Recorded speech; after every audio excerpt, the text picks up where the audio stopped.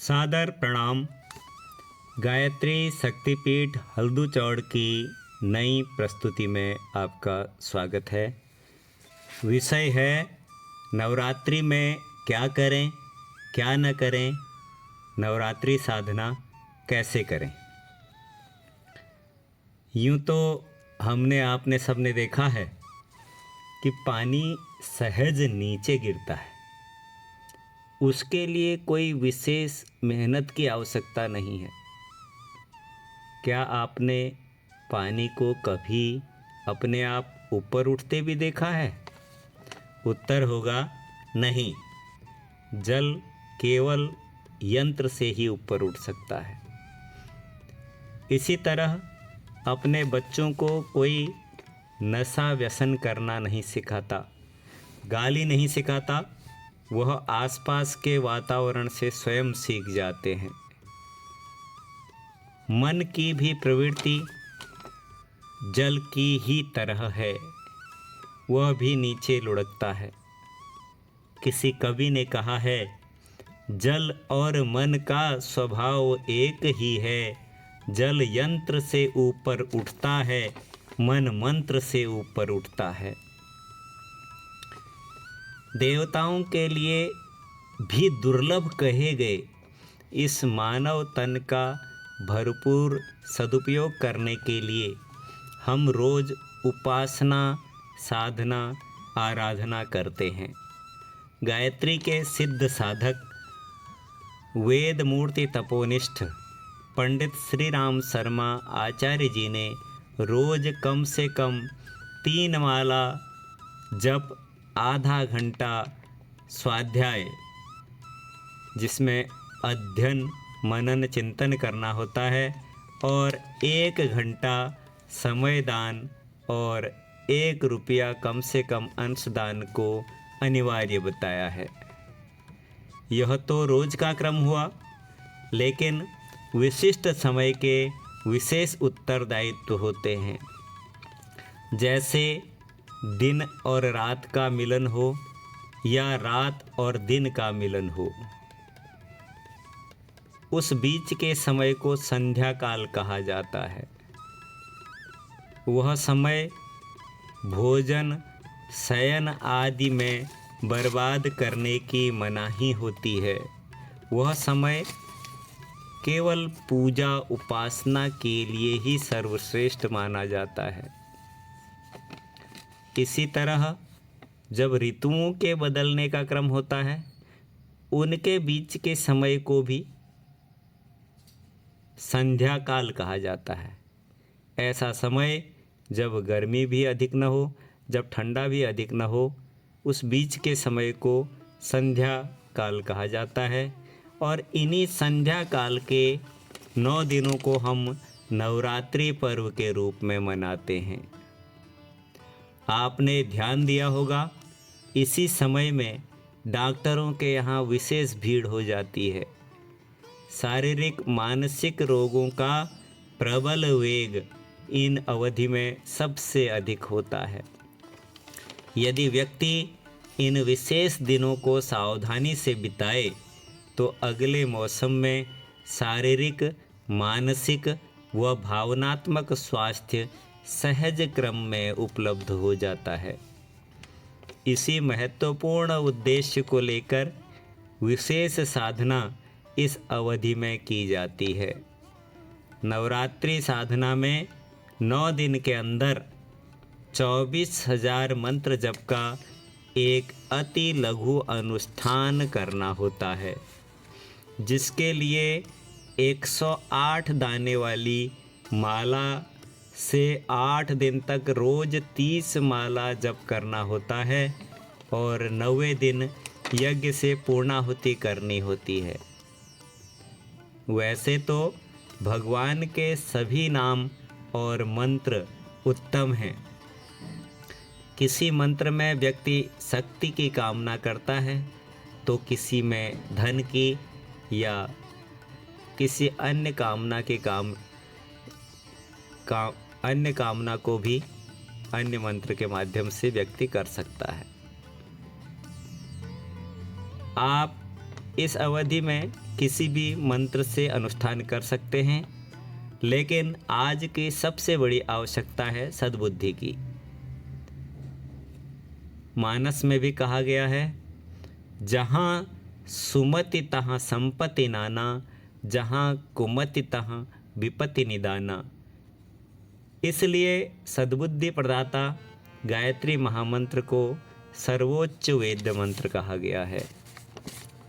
गायत्री मंत्र का जप करने के लिए तुलसी या सफ़ेद चंदन की माला का प्रयोग किया जा सकता है, और माला से जप न करना चाहें तो उंगली से गिनकर भी आप काम चला सकते हैं।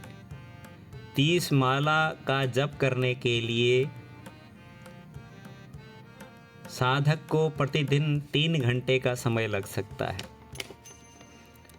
वह अपनी सुविधा अनुसार कुछ जप प्रातःकाल और कुछ दोपहर में और कुछ सायंकाल कर सकते हैं।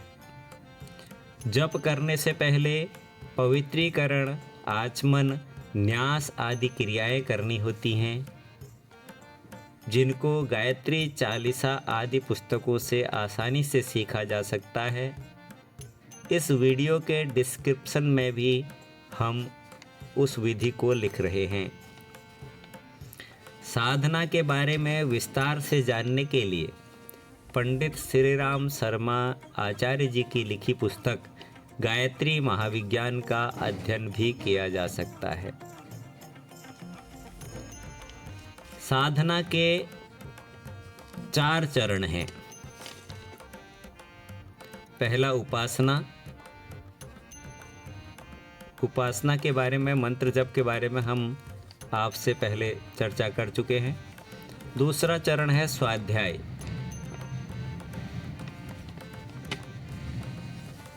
वेद, उपनिषद, पुराण, रामायण, महाभारत, गीता आदि किसी भी ग्रंथ का एक पेज कम से कम नित्य पढ़ें। पंडित श्री राम शर्मा आचार्य जी ने 3200 पुस्तकें लिखी हैं, जिसमें व्यक्ति को अलग अलग विषयों में समाधान मिल जाता है। पढ़ने के बाद मनन चिंतन भी अनिवार्य है। तीसरा चरण होता है संयम का।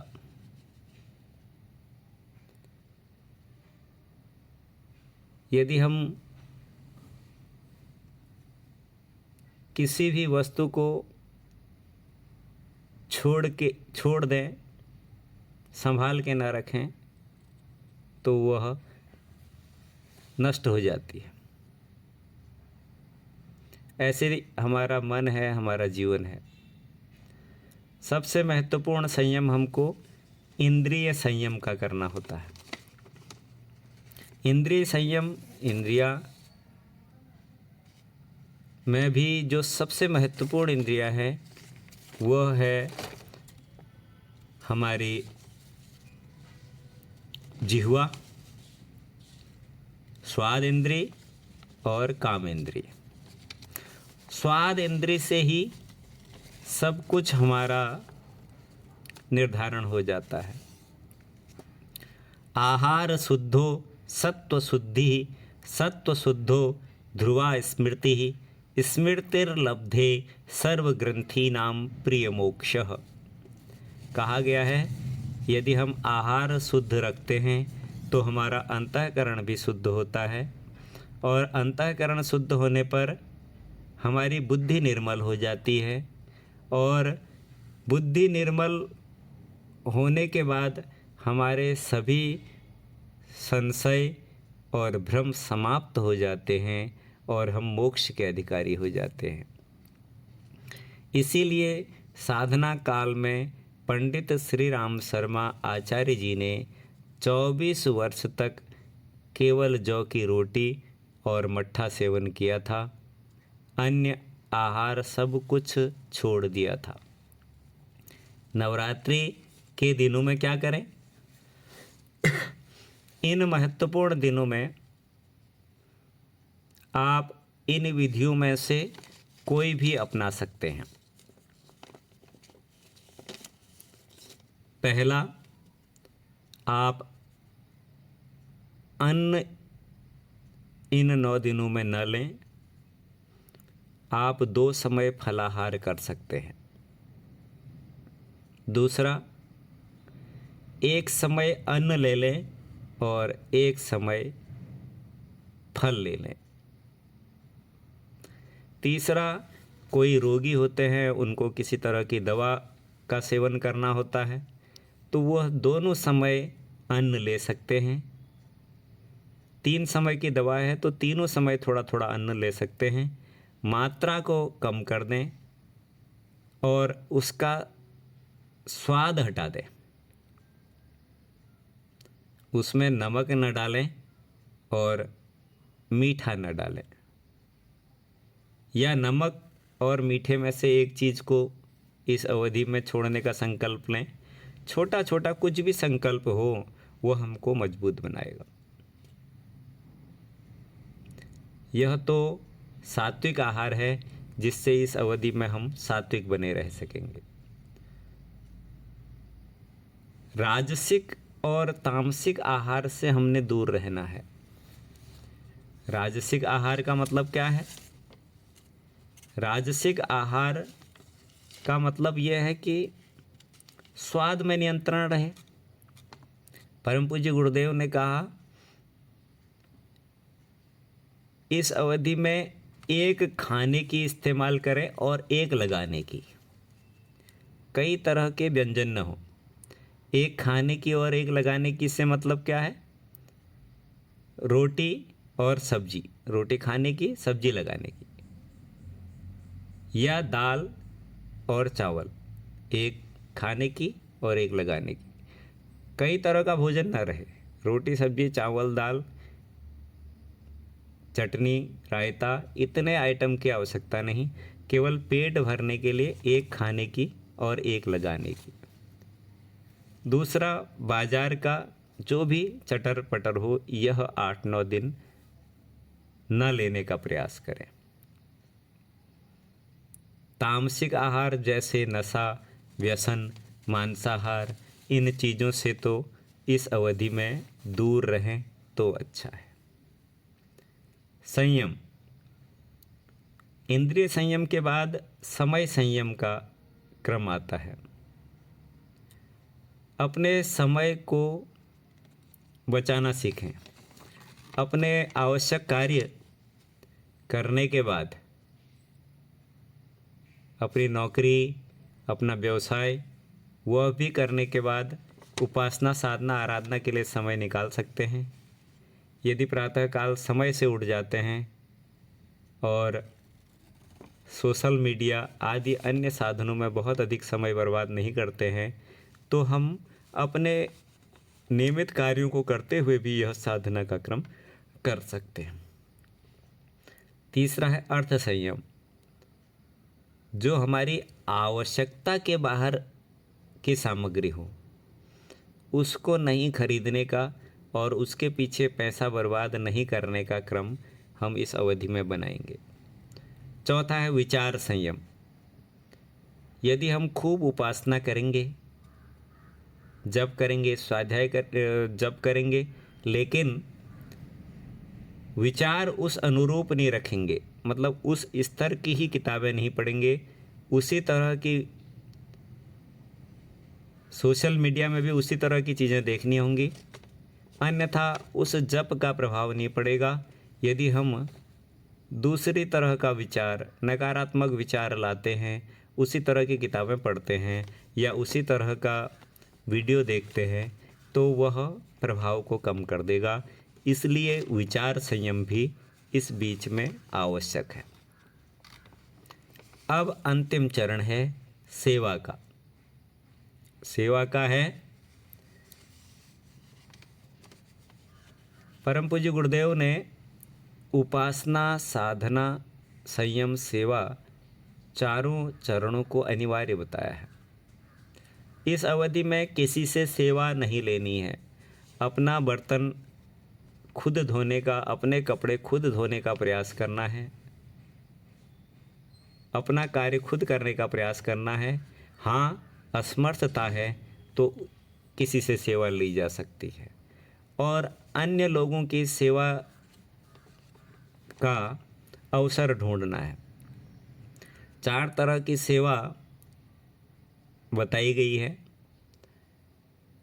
पहली है देवालय सेवा। कोई भी मंदिर हो, कोई आसपास में जल का स्रोत है तो वहाँ साफ सफाई के लिए थोड़ा बहुत समय अपना निकालना है। मानव सेवा, कहीं हम बच्चों को पढ़ा सकते हैं, वृद्धों की सहायता कर सकते हैं। राष्ट्र सेवा, हम वृक्षारोपण कर सकते हैं या जागरूकता चला सकते हैं, राष्ट्रभक्ति की प्रेरणा जगा सकते हैं। महाकाल सेवा, पतन निवारण की महाकाल सेवा, हमें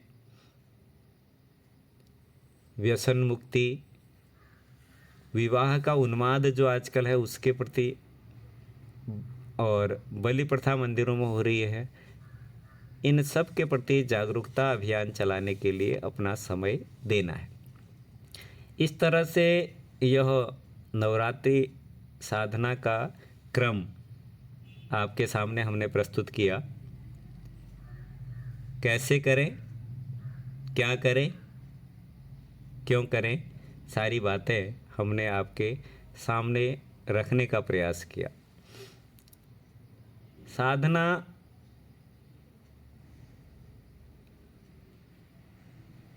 के उद्देश्य 2 तरह के हो सकते हैं, एक तो सकाम, दूसरा निष्काम। सकाम साधना में साधक कुछ न कुछ इच्छा कामना रखता है, उसके मन में यह भाव रहता है, काश मेरे बच्चे की नौकरी लग जाती, मेरे पति की तरक्की हो जाती, मेरे परिवार में सबका स्वास्थ्य सही हो जाता, या कुछ न कुछ इस तरह की इच्छा रहती है, तो इसे सकाम साधना कहा जाता है। किसी विशेष उद्देश्य के लिए यदि हम साधना कर रहे हैं, सकाम साधना कर रहे हैं, तो बुरा कुछ नहीं है। लेकिन निष्काम साधना बहुत ऊंचे स्तर की साधना है। इसमें व्यक्ति अपनी कोई इच्छा नहीं रखता, वह भगवान से कहता है, तू रहे, तेरी रजा रहे, न मैं रहूं न मेरी आरजू रहे।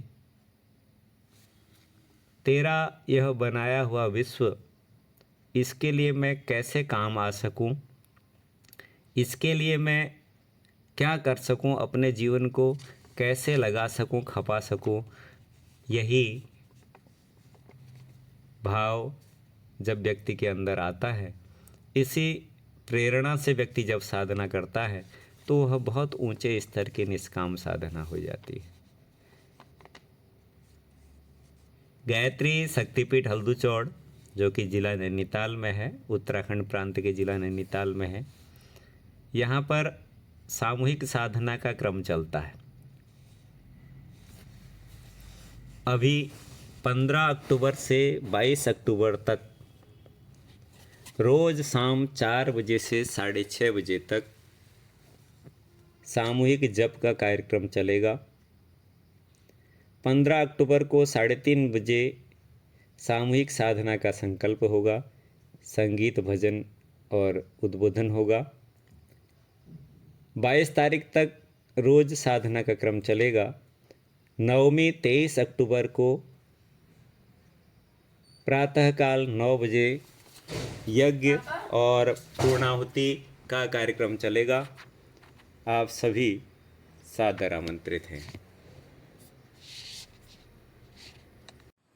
कृपया वीडियो को लाइक, कमेंट व शेयर करें और चैनल को सब्सक्राइब करें ताकि अधिक से अधिक लोगों तक गायत्री शक्तिपीठ का यह संदेश पहुंच सके। धन्यवाद।